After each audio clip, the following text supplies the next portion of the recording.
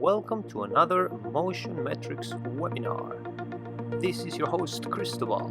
This week's episode we are going to be talking about PortaMetrics and how to get started with this wonderful device. Okay, let's get started with the PortaMetrics webinar. So we're gonna take a look at the device. We're gonna go over the features, what can you do in order to use it properly, to take good images from the field, and the functionalities that the device offers. First thing, I have a device connected to my computer. In general, I'm gonna guide you exactly as if you were using it in the field, which is the main purpose of this session. So first thing, we want to make sure that the user is using the proper date and time and also the region of the clock. So we're gonna hit the left upper corner of our screen, and it's gonna open a date and time wizard. So we have the date and the time over there. It's Tuesday, April 7th of 2020, and the time is correct. It's 43 minutes past noon, and I am located in Vancouver, Canada. So right now we're using Pacific Daylight Savings, so that's okay, and I don't have to modify anything. But if you do, if you just received the device and we're just starting to use it and you have something different here than your date or your actual time, I would strongly recommend you modify this. So we go ahead and click OK. What else do we have on top here? The icons. These will be my help wizard. So if I click on this question mark, I will be able to open a wizard page that allows me to see what every single button will do. So if I forgot something, if I'm not in the office, if I am in the field, I have access to this information. So first button, there's a few things here: capture fragmentation, the surface slope, the distance, and disparity and camera near far mode, and also the tag selector. So we're gonna check each of those. But let's say I was in the field, I didn't bring my manual, my quick guide with me. I can go back and ask my help wizard. So the next button will be my GPS connectivity and status. So right now I am inside a building. Unfortunately, my satellite or the satellites that I should be picking are not available. But if you're in the field, you should definitely see 4 to 8 satellites or even more available, depending on obviously where you are. Usually with 4 or 5, you will get a proper satellite information, and you will get your latitude, longitude, and altitude. So you will see your GPS coordinates here. The next button will be the cloud. Since I am using a local network, my cloud is disabled, but as long as you're using internet, you should be able to see your cloud connectivity. This is for syncing your logs with Metrics Manager Pro. So this will be useful when you are in the office, you took your photos, you want to upload them to MM Pro, you can use this button to sync. You can either do it automatically or you can do it manually, log by log. And you also have the capability of downloading the latest software version, which is very, very important. You'll see it listed here. If there is anything new out there, you will be able to download it directly to your device and install it. So this is a very, very handy button to have or option to have in order to update your software to the latest version. obviously you have to be connected to the internet. So right now, since I have a local network connected to my computer, I don't have that function enabled, but we can have a closer look, maybe a specific session for that. So this fourth icon here is the network connection icon. The next option will be my battery status and other configuration parameters. So you can see that right now my device is connected to the outlet from my wall plug. I have 100% charged battery, and that relates to 16.8 volts. I also have my accelerometer. My device is actually installed on a tripod, so this roll, pitch, and yaw are slightly moving. They should be moving that much because it's on a tripod, so maybe there is a little bit of vibration in my office. The next, well, I missed this guy, but this is the brightness of my screen. So I would rather leave it in the middle. If I am running out of battery, I would maybe go lower, but that's user selection capability. Next, we have this is one of the most important settings for the user, the range for near objects or far objects. Near objects are usually within 1 meter to 1.5 up to 3 meters, but we recommend if you are in a 1 to 3 meter situation to the object or to the bench face, you choose the near mode. If you are further than that, you will be able to choose the far mode, which captures from 2 to 3 meters to 20 meters. Near mode 1 to 3, far mode 3 to 20. If you are in the 2 to 3, you can choose either or.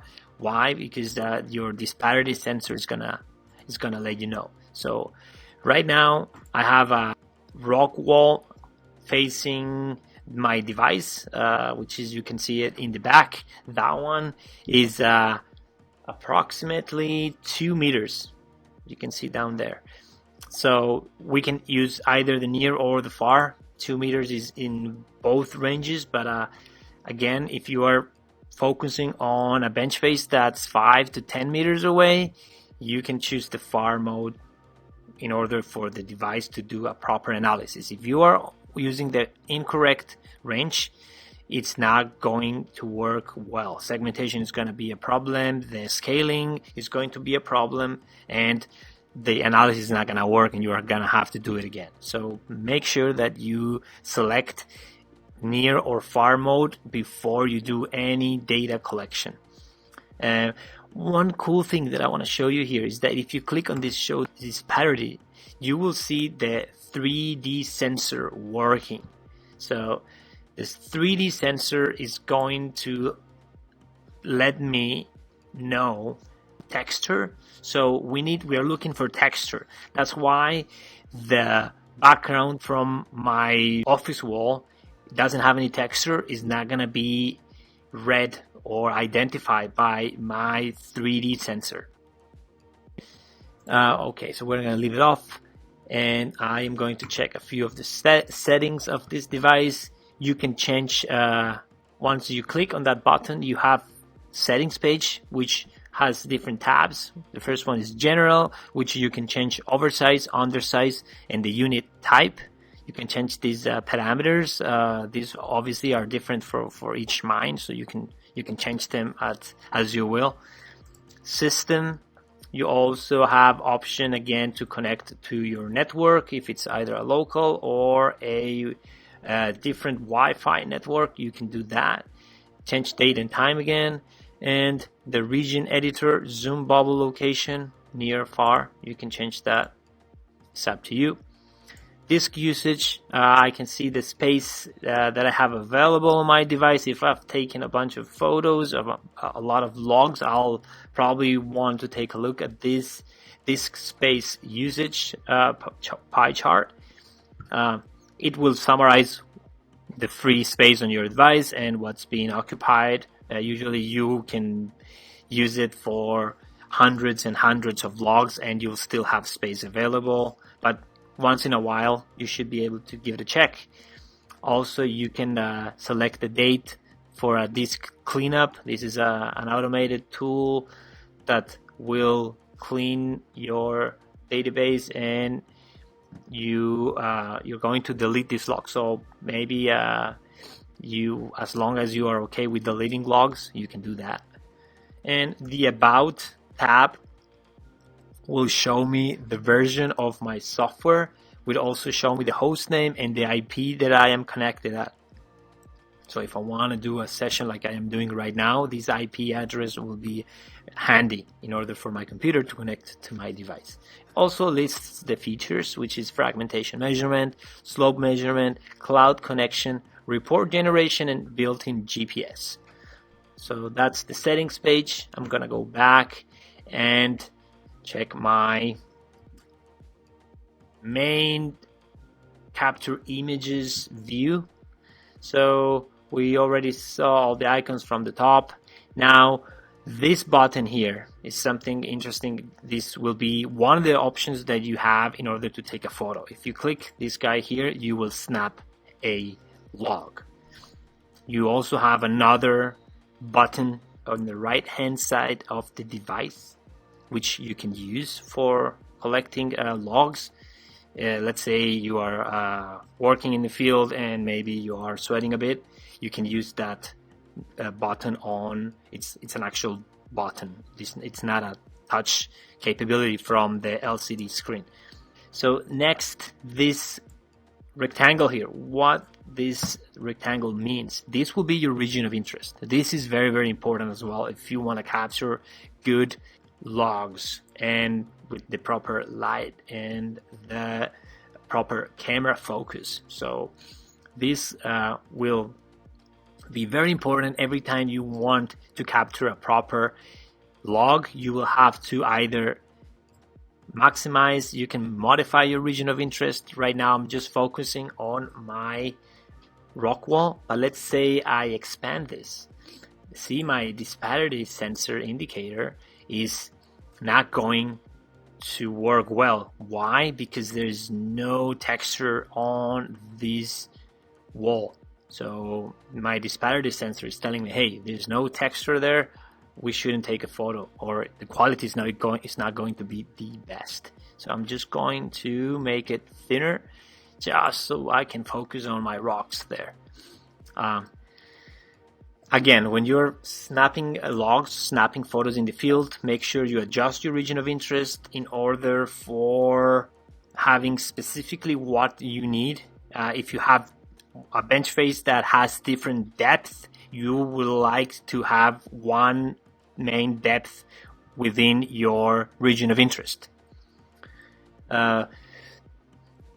Next, you have we've already spoken about the disparity sensor, but you can see it here. If you have your green bar, it means that the disparity indicator, your 3D data quality is good. Okay, if you have an orange, it's an average disparity 3D data quality. So you might want to make it green in order for getting the best quality for the further analysis. If you have a red 3D data quality indicator here, it means that the quality will be poor and you don't want to take a photo there. And that also happens when you are using different near-far modes, or if you're too far from the object and you chose the near mode, you're going to have a red bar that it will indicate, hey, please choose the proper camera range. So further down, we have a tag option. So if, let's say, I am in the field and I am on block 27, I can just write that down, and all the logs that I take are going to be tagged with this little tag. So later on I can look for those logs with this tag. So this is very, very important if I am taking several photos throughout the day and in all of those photos are probably going to be in different regions of the mind, different blocks. So I would like to be very specific with the information that I capture. I would like to have a tag on every single block that I am collecting data from. So let's snap another log there. The tag will be allocated to this log. So that's interesting. You can have more than one tag. You can have two. You can have, let's say, block 27 and blast. So I have two tags now, and I can snap another log there, and I have that log with two tags. What else do I have in my screen? I have a slope indicator, which is this icon here. It will tell me the slope from the device to the bench face. I strongly recommend that you use a tripod whenever you are snapping photos. If you don't have a tripod, try to keep the device as steady as possible. This in order to make sure that you're not moving the device and the depth is not changing. The image will have a better quality, and the further processing also will allow you to have a better quality. So this is very important. You can check the slope from the bench face, and you also have an icon that shows the distance from the device to the bench face. So this is very, very important as well. So once I, let's say, took a few photos, I'm comfortable with that, and I want to know the actual segmentation, I can click on this icon here. So I'm just going to go and click there, and this will give me access the reviewing images screen. So you have your logs. You can click on your logs and you will have the date and time of that log and your p-value table from that specific log, and you also have your tags there. Okay, you can maximize or scroll back, or I could look by tag. So if I tag something with blast, I can filter my logs, and this will allow me to filter. So see, I only see the two logs that I have with the blast tag. So this is very useful if you have several logs that you took throughout the day and you only want to see one block. You can use this in order to filter your logs. So make sure you're tagging whenever you are moving, and then you can use this tag for filtering logs, which is quite important. So one interesting thing there is that if you have a check mark in blue, it means that the log has been processed. It means that the log has been segmented, like the one that you see here. And if you have that cloud icon, it means that it hasn't been synced to the cloud yet. But let's just see another log that might show me, like this guy here. Even though it's something from my office, it shows a green check mark. It means that it has been synced with the cloud. So that will be useful for later on analysis. But right now we're focusing on the image viewer. So this button will sync all of your logs that haven't been synced, and this button will delete a log. So let's say this guy I didn't like, just gonna get rid of it. Or if I want to sync a specific log, I can click here and it will sync. Okay. You also have transparency options for the segmentation and your on and off option. Okay. You can enable or disable your segmentation or segmentation view. There is a few other tools that you can use here. I'm just going to name them. This is the region editor. You can change your region of interest.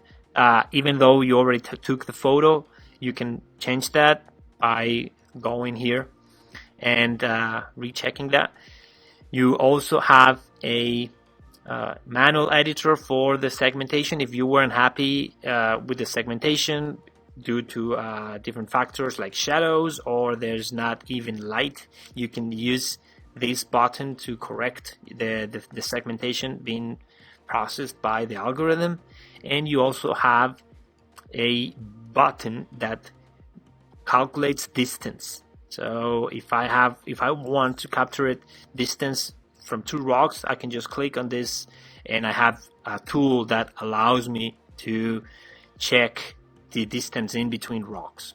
So another option I have is the analysis viewer. If I click on this button, I will go to the analysis page, and I could go back with this button to the camera.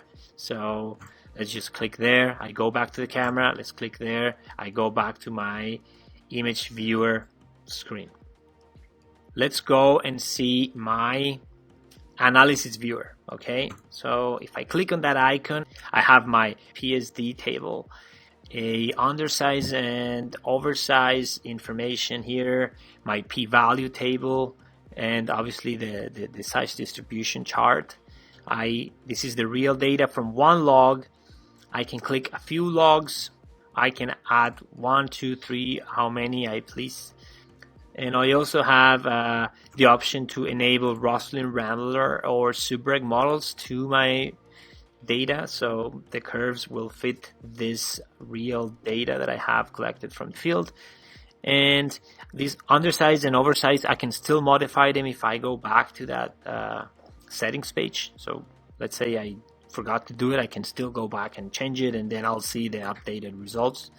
And on the histogram option, I can see the logs that I selected organized by bin size. So I have my bin size table here, and I also have my bin size histogram here. I can modify my bin sizes in different values. Let's just change this guy here, and let's use only 5 millimeters per bin.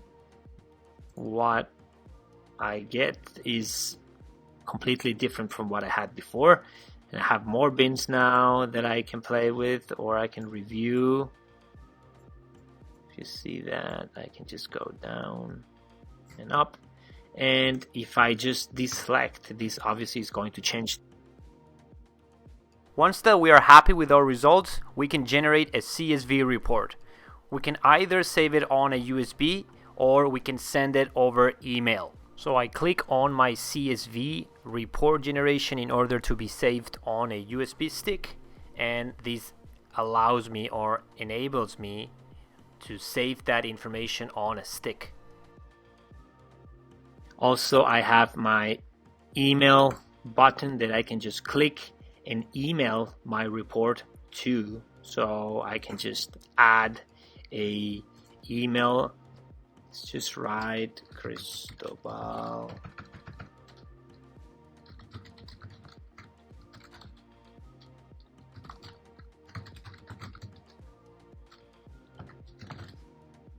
so I added my name there, which means that I can send this report with those two images being analyzed directly. So it's going to send this email. The email has been sent. Now I have the report in my computer, or my colleague now has the report on his computer. So which is pretty handy. So you have your two options to export your report. Few other tricks here that you can select all the images if I click on this button, or you can deselect all the images here. You can again sync them to the cloud or delete the logs. So there's a few options there. And again, you can also filter based on the tag. So if we go again and check your tag, you should be able to filter there. Now I only have my two logs, which is pretty handy. So this is excellent. I have everything I need. My handheld device can go to the field, capture my logs, do my analysis, and later on I can bring it back to the office. I can sync these logs to Metrics Manager Pro and use the platform to edit them and do the report and all the further analysis, or I can do it on the device. Thank you very much. Let's connect on a different episode of PortaMetrics, where we will be seeing more in-depth manual corrections. If you have any questions, you can email me at cristobal@motionmetrics.com, or you can visit our service desk. We will be happy to help. Thanks for watching again. Have a good week. Stay safe. Bye-bye.